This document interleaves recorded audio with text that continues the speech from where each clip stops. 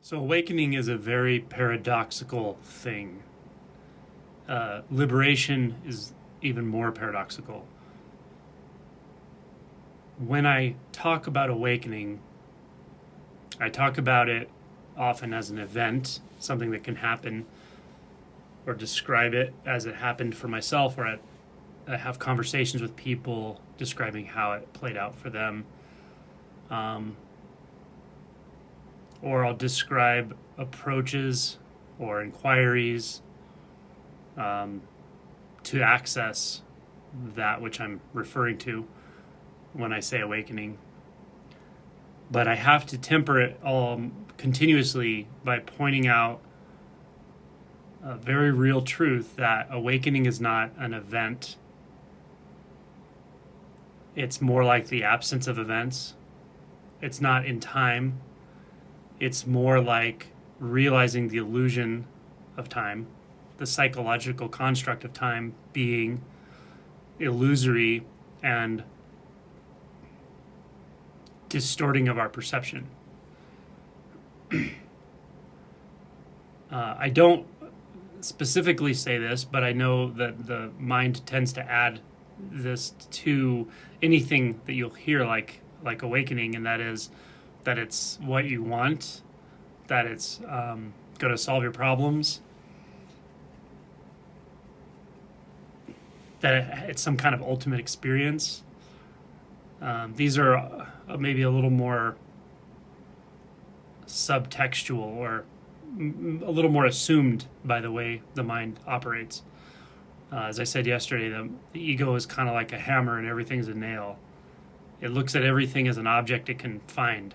It looks at everything, it puts things at a distance conceptually so that it can seek them. Because when there's no distance, there's nothing to seek. The seeking doesn't make sense anymore. So to the way that our mind operates, it has to construct distance, artificial distance, and even distance in time so that it can chase something. It can feel like it's doing what it knows how to do, which is to seek. And all of that's fine that happens, that none of it's really happening, but the thoughts are making it appear that way. And it's okay that those thoughts are there to make it appear that way. But that's not what awakening is. Awakening will be put in that context when I talk about it. It's just how the thought system functions. But what awakening is however this happens, the falling away of the attachment to that story of the seeker, or the story of seeking, or the belief in events, or the belief in some events are better than others, or the belief in a future where an event could happen or not happen. When those cognitive processes subside for long enough, and it doesn't take that long initially, then that's what I refer to as awakening. It's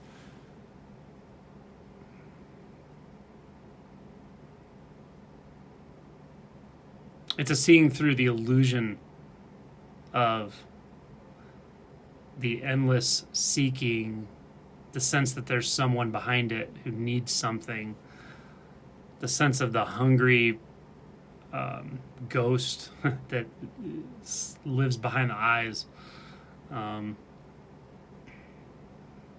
and the world of time and desire and aversion is its world. So awakening is to see through that. So it cannot be in time. It's not in time. It's not an event later. So yeah, this is paradoxical, of course, but you should get used to paradox if you're in this business, because it just gets more and more paradoxical, truly.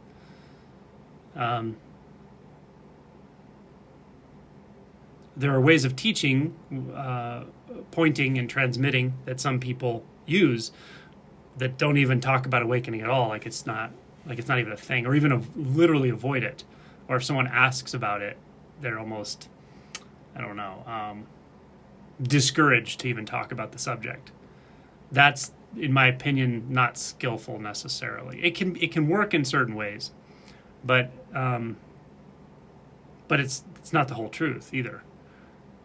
I think it's it would be most tragic to not point in a way that can open up that possibility for someone who feels like they live in a solid, suffering inner world, and the endless seeking is completely unsatisfying, but there's no belief that there's anything but that.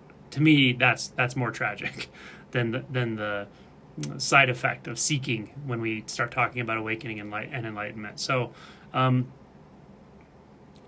could say the first barrier to awakening, the first barrier to realization, to living truth, is just not knowing it exists, not knowing that you have access in this lifetime to your own undivided nature, and even what's fundamental to that you do have access to that. There's a possibility that goes beyond any sort of paradigm shift or new way of thinking to make yourself more comfortable. It's beyond all that. It's just not any of that. And that's the first barrier, is to get a taste, to see beyond somehow, to hear the message in the right way. And the right way just means it works, that you don't have to suffer, that you're not here to suffer, that's not the only way life has to go, is living in a sort of false inner world, in a place of inauthenticity with yourself and with others, and not having a way out of that. That's not the only way things can go. So that's the first part of the message. That's a very important, in my opinion, a very important thing to put out there. And my book puts it out there. The videos we've done with Zubin puts it out there, and it works. Many people I've come in contact with now woken up. So so you have to sort of take the good with the bad when you start talking about awakening. But the key is to understand it. The key is to understand the pitfalls, potentially, the wrong turns that you can get yourself into. And none of that's really a problem. It's not like there are wrong turns or dead ends where you've ruined your chances or missed an opportunity. It's not so much like that, but it is important to be alert and notice when we get ourselves pulled back into the attention, or get our attention pulled back into the sort of house of mirrors of thought, and start projecting things into the future just so we can chase them, to make ourselves feel better, because it's a more stable and predictable place, the thought world, even though it's inherently uncomfortable. It's predictable. So noticing, okay, that's what I was doing there. I'm putting something in the future, calling it awakening or calling it more awakening or whatever, and actually believing that I have to get things right in this moment. I have to arrange conditions in this moment just the right way so that I can deserve that again, right? Well, you never deserved it. It's undeserved, and that's not a matter of earning it. It's simply a matter of acknowledgement that there is nothing in the future in that way. In that way, it's an imaginary future. The future will keep being dreamed up by the mind so that it can continue to chase it. Again, it's like you're holding your own carrot on your own stick, chasing your own carrot, until you just get tired of doing it and you realize it's a waste of energy. And so it's a matter of being alert, recognizing that there are going to be sort of potholes along the way. One of them is that the mind will get revved up and turn itself into a seeking for enlightenment instrument. Again, as I was discussing yesterday in question answer, the seeking isn't new. It doesn't becoming interested in realization, becoming interested in investigating your true nature does not create seeking. Seeking's already there. It's there. It's just that when there's like sort of full mind identification and we just live in this world of thoughts most or all of the time, we don't notice how much seeking is there because the whole thing is made out of seeking. And it's also often, not always, but often our seeking energies are sort of directed in various directions. And the sum total of that just feels like numbness. It's not as obviously a big mass of seeking. And this starts to come clear after awakening when we realize, wow, how much I've been led around on a leash by my own thoughts and not known it. By the conditioning of my own mind. I've been, you could almost say, unconscious in a way, but mostly that means that we have not realized how much of our motivation, our belief, our view is formed by basically unconscious conditioning, conditioned mental habits. When we see that, a couple things happen simultaneously. One is we have access to this sort of ineffable, maybe you could call it a space, but it's a ineffable something, presence, true nature, and sometimes it's so vividly obvious that all seeking stops. There's just flow state as natural state. It's not an experience. It's clearly, obviously, just this, and then that'll be suddenly nowhere to be found, and there'll be frustration or an intense emotion or thoughts, a lot of thoughts, or seeking. So now seeking is sort of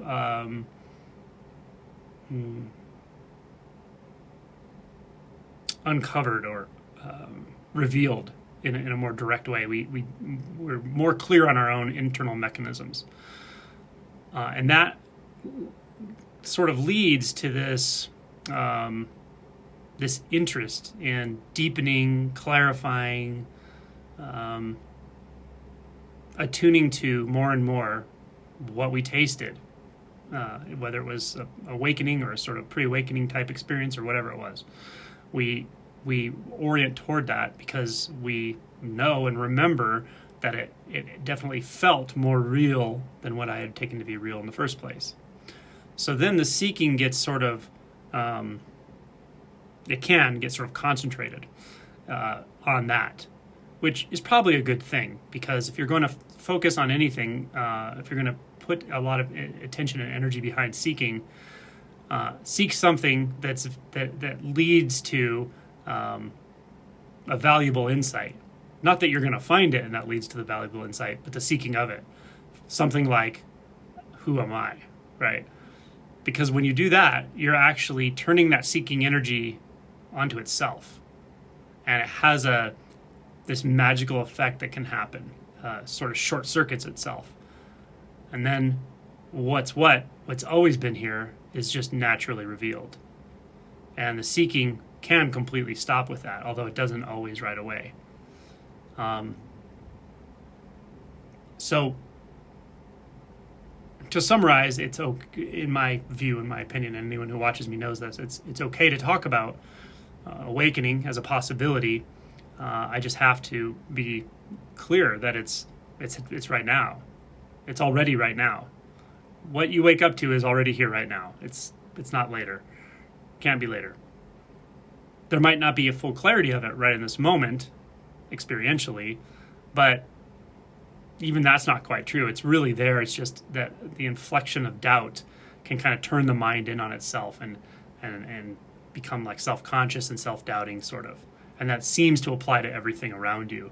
It seems like the whole world is painted with the doubting self, but it's not. Reality's here. So just know that this is paradoxical. In practical terms, I kind of noticed this yesterday after talking to a few people, and one that I talked to both in the retreat and outside of the retreat. It became a little more clear to me that when I work directly with somebody, I point this out. I point this out a lot more. I think that don't worry about awakening as a thing in the future. Don't chase it. There's nothing to chase, because when I'm working with someone directly, it's intimate. It's immediate. All I'm concerned with is what's going on right now for you in your experience. That's all I care about. That's all that matters, because that's where realization is. It's right here. So that's how we engage it. So if somebody starts talking about, I'm going to wake up later, et cetera, I'd say, okay, well, let's look at the emotions behind that right now. Because there's no later. It's not going to happen later.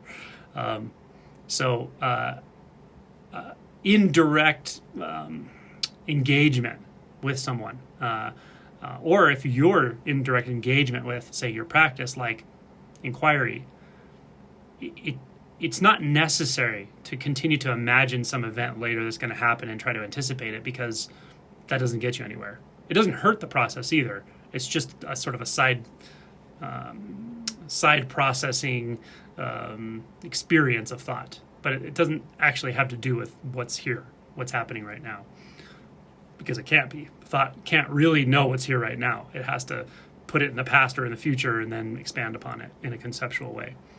So it is a sort of side effect, though, because of the way I make the videos and I wrote the book, that it's going to be projected into the future. Now, I did in the book many times point out that it's not in the future and it is paradoxical and so forth. But I still find that I will say it again and again because it's just important to hear.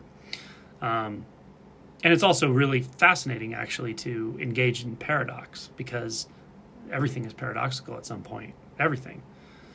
As I said at the beginning, awakening is paradoxical, but liberation is even more paradoxical. So I was messaging with someone who had an awakening not too long ago. I actually did a video interview with him. And then, I don't know, over the last couple of days,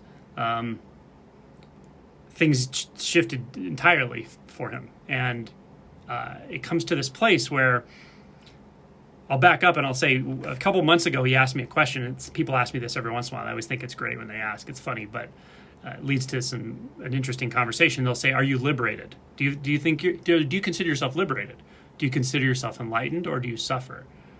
And I always think it's so funny when someone asks those questions, because the best answer I can come up with is, if I'm really honest, I have no idea where to look to reference something to answer that question. I just don't know. It's like I can seemingly look inside, but there's no inside.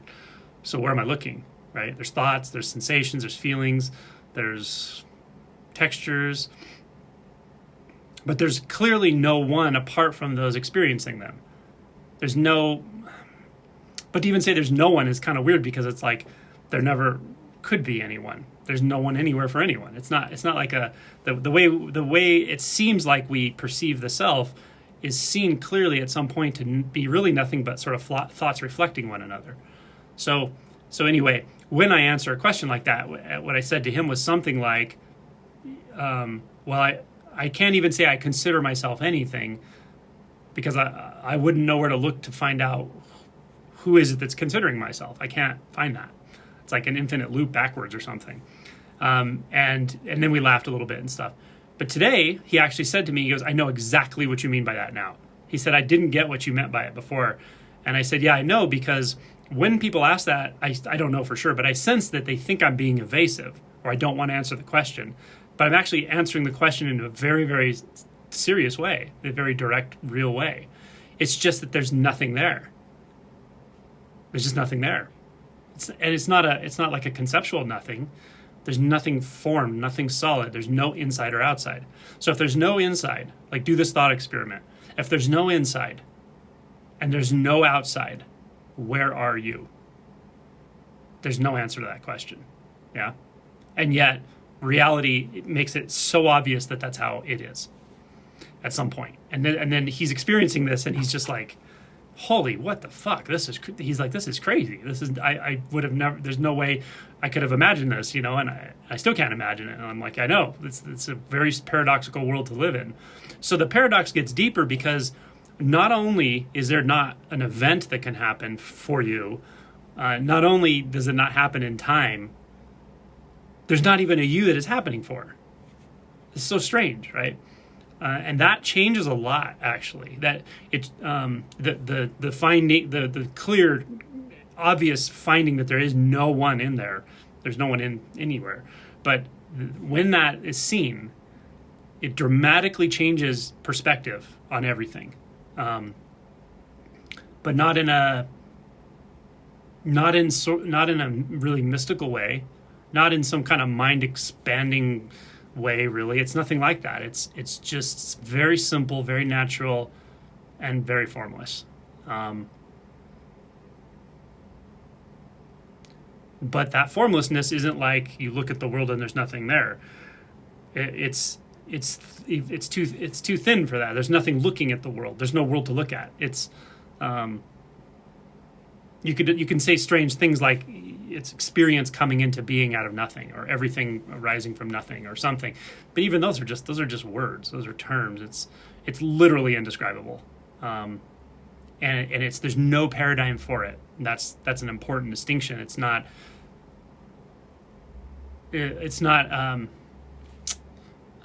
intrinsically existing. Existence and non-existence fall apart here. And it's also just clearly the case. It's not a state. By definition, it's not a state. It's when you see that states...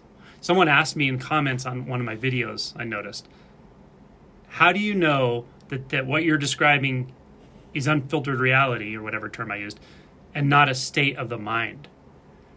And I didn't answer it because I don't want it to be an unsatisfying answer for whoever asked it, but the real answer is it's not a state, because to realize it, even to say realize it sounds like someone's realizing it, but for liberation to be clear, for the realization of this that I'm describing to be clear, what that means actually is that it's seen that that states of mind, states of experience, states of frames of reference are all causally interrelated with the sense of someone experiencing it. And those are both illusory. They're interdependent, but neither one are actually existing. They're non-existing. So so the answer is that when you see, very paradoxically, when you see there's no one who can hold a state, it's very obvious there aren't states. And yet, there's no resistance to states either. There's no resistance to emotions, sensations, movement, objects, solidity, the conventional world. The conventional world's just fine. I don't need to walk around going, there's no one, there's nothing, there's no one who can answer, blah, blah, blah. I don't need to say that, because why? There's no one to resist saying there's a me. It doesn't matter, right? So again, paradox. Wonderful, amazing paradox, but it's a paradox nonetheless. It can be kind of uncomfortable in a certain sense, because there's nowhere to hold on. There's no holding. There's no position. But really, if you look, it's like uncomfortable for who? There's nothing or no one that wants to even hold on to anything. So the holding and the one that feels like it needs to hold are also sort of dependently arisen in the mind, in consciousness. They don't inherently exist. So then you come to this place that's very... there's really no good word for it, but you could say it's empty in a sense, but it's not empty in the way we think about empty or nothingness. It's not like that. Empty of inherent existence, empty of inherent position, empty of division. It's empty. It's very intimate, though. Intimate.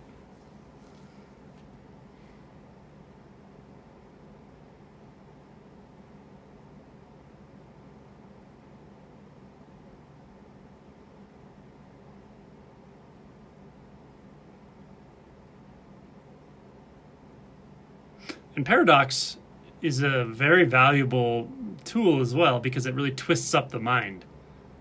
It turns the mind in on itself and just renders it basically inert, the dividing mind, the seeking mind. And that rendering of it inert can initially be uncomfortable because we're taking identity from it. And when your identity looks at itself in a mirror and finds there's nothing in the mirror, it can be uncomfortable. But it's because of habit. It's because of the habit of self-referencing, of referring back to an inner world and seeing where you stand based on that. Feeling like you see where you stand based on that. Comforting yourself. But it's like comforting yourself with a pacifier, and then at some point you realize like there was never a pacifier. You just thought there was. And so is it uncomfortable? I don't know. There's nowhere to seek shelter, but there's also no need for shelter at all. It's just life happening. Just life arising, moving, sitting, standing, walking, hearing. And it's perfectly okay, for sure. But nothing can be said about it. It's not, I can't say it's deeply still. I can say it, and there's definitely a truth to that. but it's also moving. Movement, it doesn't exclude movement. It doesn't take sides. Stillness, movement, stillness, doesn't matter. Even those are conceptual designations.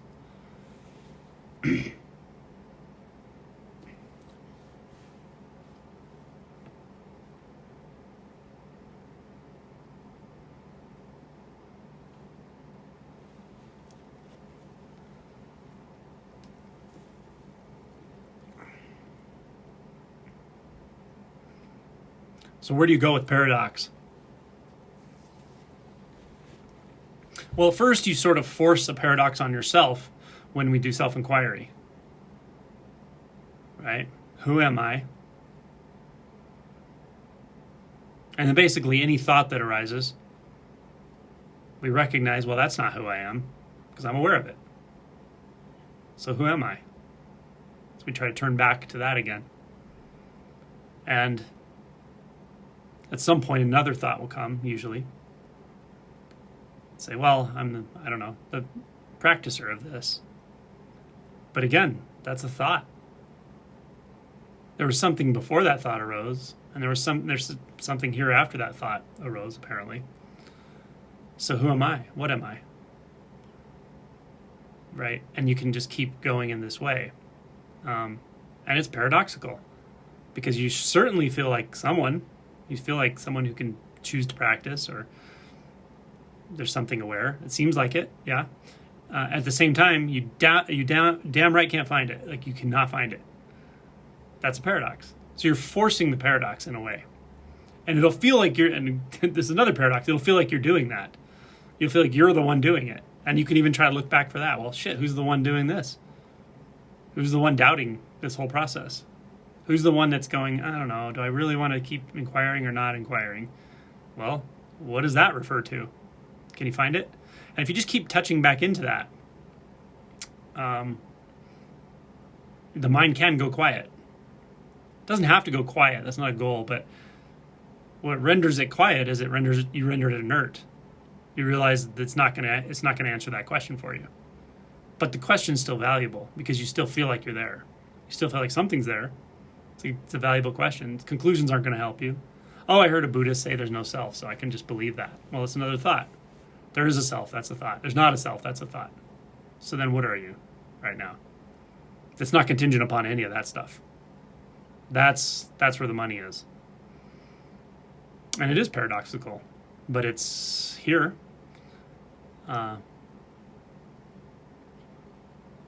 It's the first stop along the way, for sure. It's a big one. I am.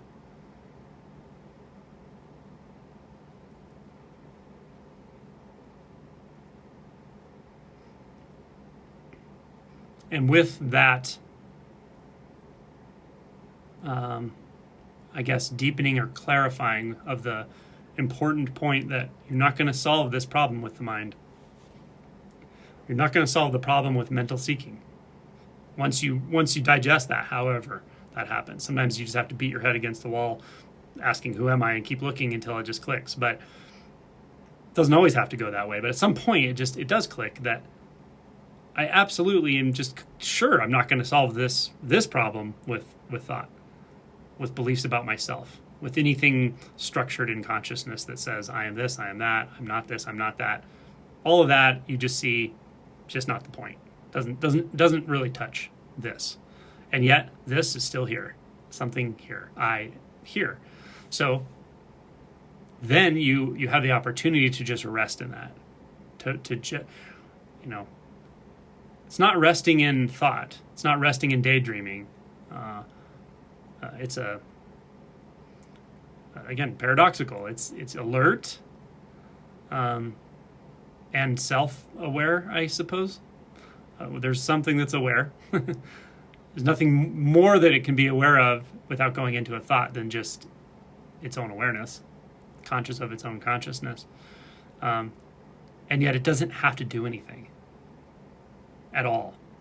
It doesn't. It's that's where the rest is. It doesn't need to judge itself or measure itself against a thought anymore, at all, and it knows that. You know that. That's that rest. That point between sort of alertness. Well, I guess it's where alertness meets surrender. You're alert enough to know there aren't thoughts about this right now because I'm not interested in referencing thoughts. And there's still some sort of curiosity, but it's not going to be satisfied with thinking or conceptualizing. And yet, here I am. I as what the I concept points to, not as the thought itself. And that can be a very, very powerful resting place. I could say a practice, but it doesn't feel like a practice because you're not expecting anything. There's nothing to expect here. It's kind of like the beginning and the end. It's where all concepts come together into what? One point. Where all the ways you've ever thought about the world, every impression you've ever had about what you think the world is, they all come together right here. They're all made out of the same stuff, consciousness. All the ways you've ever thought about yourself, all the perceptions you've ever had about yourself, come together here. It's just this one point of consciousness. Nothing to go out and discern, nothing to go out and engage. Just this.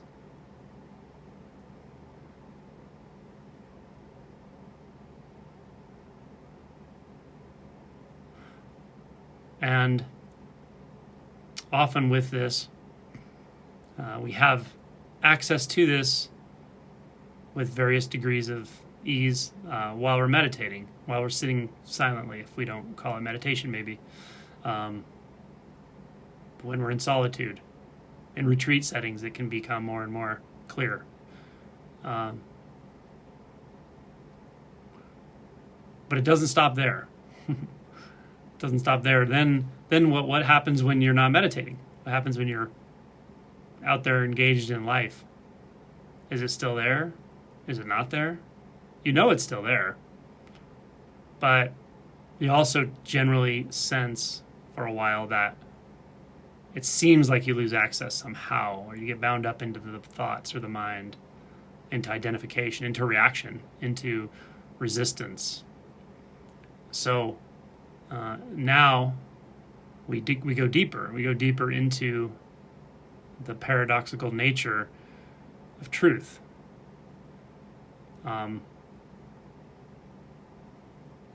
Can the sense of I, can the sense of being at the root of I, that's not definable, can that flow into the next experience? Can you pick it up and walk away with it off the mat after you meditate, when you go to eat?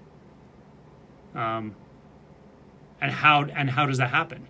How can that happen? Yeah, these are all experiential questions. These aren't conceptual, but you can try it, right? You can see if that, when you get up, does Mu get up and walk with you? Does I am get up and walk with you? Does the sound of one hand get up and walk with you as you walk, as the foot falls, as the sensations cluster and abate and move and form and shape, change, etc. And now we have the opportunity to investigate, what is that sense of pure being in activity? What is it in movement? Where is it in movement? Where did the sense of being turn into movement as I stood up from meditation and walked across the room? Or did it? Was it ever apart from that? Was it ever not movement? Was it ever not the physical sensations of inhabiting a body, walking, talking, eating, sleeping, waking up? We can investigate whether there are boundaries.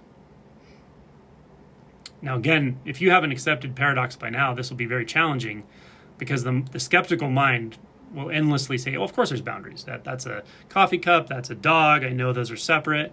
You do? How do you know they're separate? You learned it. How do you know it's a dog? How do you know it's a coffee cup? You learned it. You learned it. And you might even remember using it. Well, no, I don't. It doesn't matter what the term is.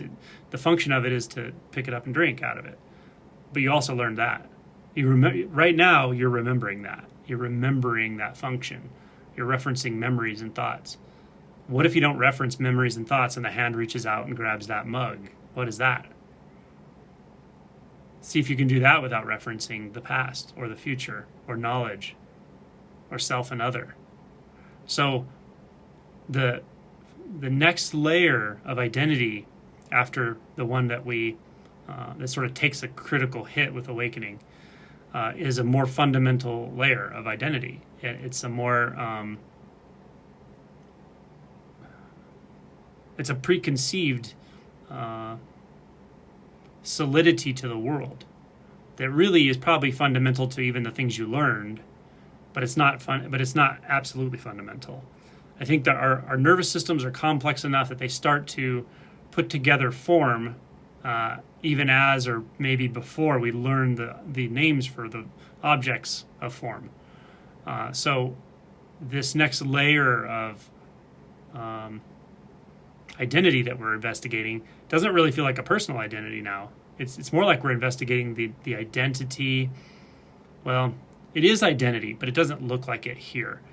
What it feels like we're investigating is the nature of the structured reality itself, the nature of objects, boundaries, edges, coming toward, moving away from, whether those distinctions exist at all in nature, in your experience. That's what we're investigating now. Is it true? Because you by now you have a sense of formlessness. It's the formlessness of I am, the formlessness of being, let's say. But it's a meditative experience, or sometimes it's a spontaneous experience, but it's not a continuous experience yet.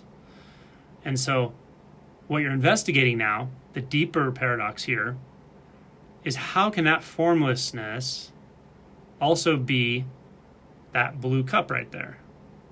How can that formlessness be that apparent wall over there? How is that possible? Is it possible? Are the Buddhists just making stuff up? Like, is the Heart Sutra just a bunch of random nonsense words? Or are they actually mean something? What do they mean when they say formlessness is form? Or form is emptiness? Emptiness is form. What are those actually referring to? Are they referring to some conceptual thing? Or does someone actually experience that? What is it to experience formlessness as form? It's not like you disappear and you're a ghost. It's the physical experience of aliveness, this body, the lamp, the carpet, is the formlessness. Obviously. How to make that obvious? You investigate what it is that makes it seem like it's not true. And see if you can find anything in reality, anything out there that says that's not true. And you will never find it. You'll only find something in the mind that says it's not true. Only in the mind will you find something that says, well, form can't be emptiness and emptiness can't be form. They're two different things. They're kind of opposites, actually. Yeah, but that's in the mind. Can you find evidence for that in the physical experience of taking a deep breath?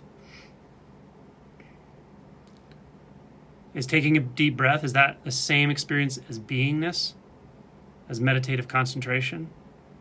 If it's different, what are you referencing to know that it's different? Are you referencing the experience? Or are you referencing a belief about it? Are you referencing a memory? An analysis of some dharma or something? So take a breath. And know in some part of your being, in some part of the collective being of reality, whatever, that it's also there. What is it that else? What else is going on? A doubt that goes, this can't be it. I can't be awake yet. It's got to be later on sometime, right? I haven't earned it yet. I haven't worked hard enough yet. Whatever. That's also going on. That's a doubt. That's a thought. Is that out there? Is that in the sensation of the breath? Is it in the breath itself? Can you find it there? Or is the breath just what it is? Just wherever it is? Just how it is?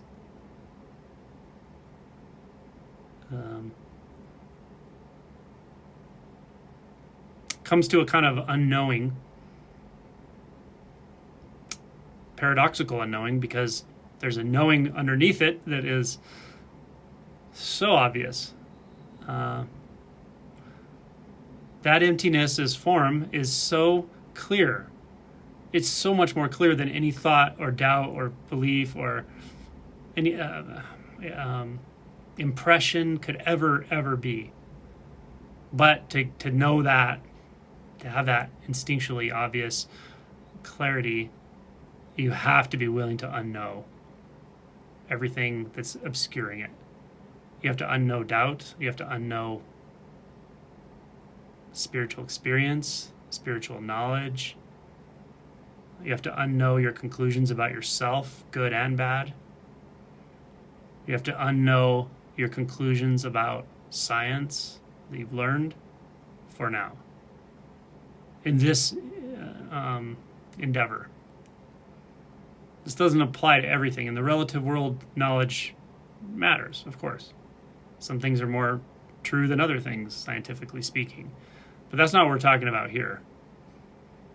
You got to go directly to the root of experience and be willing to let go of all of the learnings you've used to soothe yourself, to make yourself know how the world is and understand the world and feel safe in the world. You have to be willing to go back through all that. And it's a scary thing to do for everyone at some point. It just causes fear, because these layers of identity were our self-protection. At one point they might have been our self-protection, but by the time we're here, we're willing to make the journey at some level, or we wouldn't be here. We'd be turning around and running. So far, I don't think anyone's ran away yet, so that's good.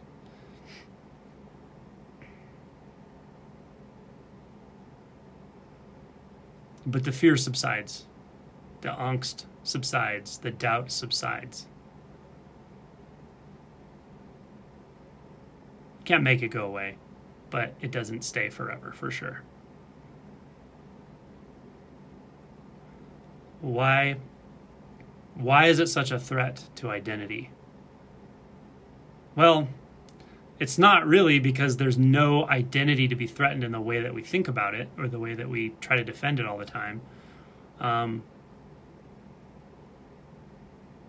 strangely, it's not a threat in that it really frees up a lot of your energy and time, because the seeking can stop completely. Completely. Your spiritual journey can end. Wouldn't that be crazy? Just come to an end. It doesn't mean that the unfoldment comes to an end. It doesn't mean that the refinement and integration, all that, will keep going. But the journey of the journeyer can stop completely once it's seen that all of those layers of identity were not actually referring to what's happening here. They weren't referring to the formless in form, and form as formlessness. Because nothing can refer to that. It's actually not just too transcendent, too ephemeral, or not ephemeral, but ineffable, perhaps. But it's also too close, strangely.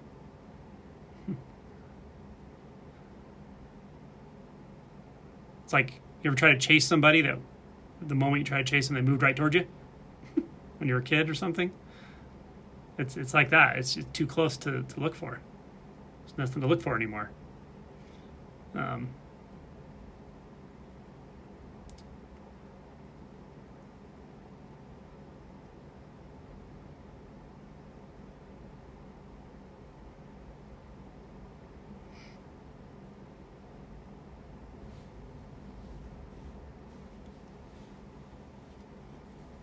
So another paradox we find is there really is nothing to do. Really nothing needs to be solved at all. There's only the conventional, world, the only conventional truth. You don't need to deconstruct anything anymore. And yet, the love of truth, the fascination with appearance, that it can even be here at all, because in a very real way it's not, it's still there, and it deepens. You could say the love of the Dharma, of truth. It's just shining in everything. But you don't have to be the one holding the torch all the time anymore. It's everything's doing it. You're all doing it. Every experience, every meal, every energetic experience, every interaction with your pets and your family members and your friends. It's just all of that. And we don't pick and choose, because that's something else that sort of goes away, is the belief that some things are better than others, in a universal way. Again, this doesn't eliminate the relative, but in a sort of absolute or universal way, everything is infinitely significant, because nothing's apart from anything else too, as well. But also in its individuality, everything is infinitely significant. So when reality comes forth as individuality, that individuality doesn't lose the wholeness anymore at all. It doesn't lose the everythingness of it. In the same way that you can never be apart from liberation. Liberation is already the case. It's just not that it's the case for you. So it's not for anyone. So yeah, it just gets more and more paradoxical, but you can learn to just enjoy paradox, and you do for sure, because what's more lovable than the truth? What's more lovable than reality? What's more lovable than the absurdity of all this seeking and how seriously we take it all? And even how seriously we take life. There's that quote by Voltaire that God is a comedian whose audience is too afraid to laugh. Yeah, it's pretty good. So it's good news in the end that emptiness in form, as everything you experience, is perfectly okay. And it's everything you need as well to continue to deepen insight, clarify, dissolve obstructions, dissolve illusory barriers. It's all right in front of your face. It's in every part of your life already, every moment.